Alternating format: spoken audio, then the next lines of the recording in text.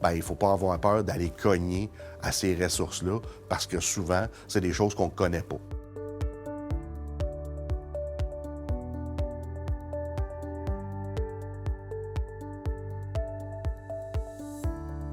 Well, first of all, we're all immigrants here in Canada. So if it wasn't for the First Nation people, the Aboriginal people that were here in Canada, then I think we've all eventually arrived here as immigrants. So I'd start off by saying that as a statement.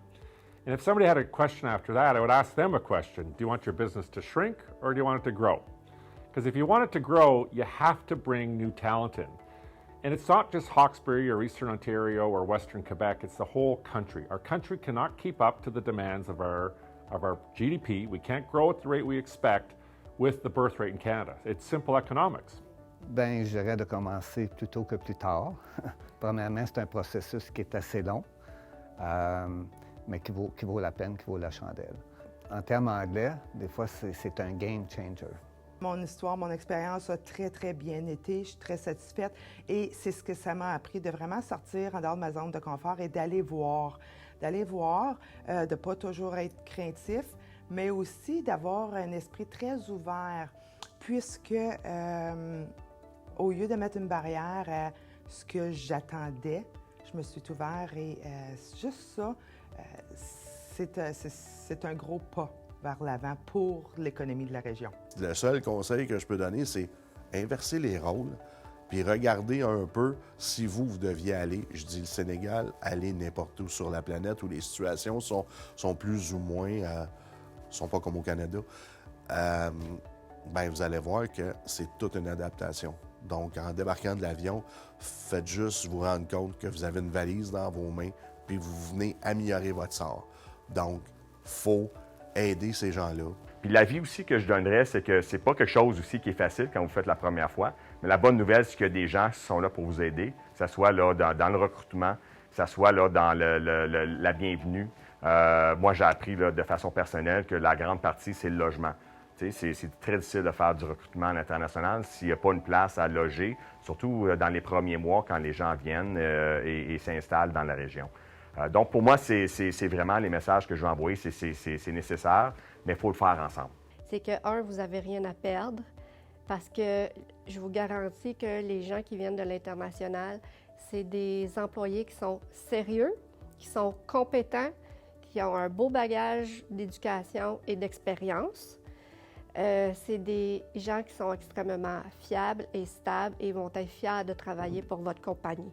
Ils amènent leur expérience, ils amènent leur expertise, leur connaissance, puis le vouloir. Ils veulent toujours bien faire, puis non, c'est... ouais, même des fois, j'en ai qui disent, Christian, non, ils m'enlèvent des choses des mains. Tu sais, on n'est pas habitué à ça, nous autres, mais les autres, c'est comme ça, ils voient pas, tu sais, comme...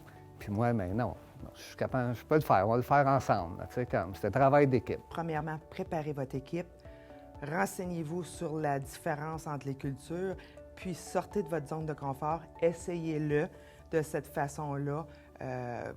Vous allez peut-être avoir une belle surprise comme moi j'ai eu. Pour nous autres, ça nous a permis aussi de changer nos politiques pour que ce soit plus à jour, là, parce que nos politiques, il y avait des politiques qui dataient de 20 ans passés. Puis c'est vraiment là, la richesse là, d'avoir des gens là, qui proviennent de différentes expériences, de différents lieux, pour vraiment re-questionner les choses et comment les choses fonctionnent.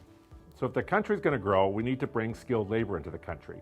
And again, it's just not manufacturing. It's professional services, it's advertising services, it's nurses, it's PSWs, and it's manufacturing people at Tomar.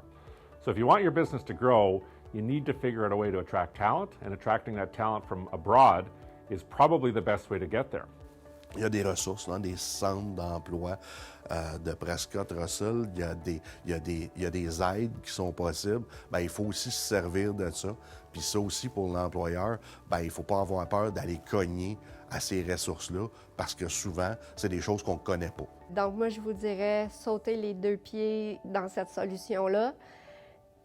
Tout d'abord parce que la croissance économique du Canada est tellement fulgurante, contrairement au nombre de personnes actives ou actives sur le marché du travail.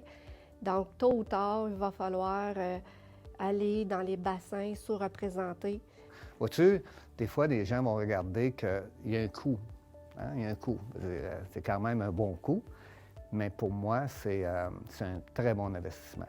À long terme, le coût, tu l'oublies parce que ça va te revenir bien des fois. Now, if you don't care about growing and you're fine with your business shrinking, then don't worry about an immigration strategy. But if you really want your business to grow, you need to look at this and you need to think about attracting talent from other parts of the world.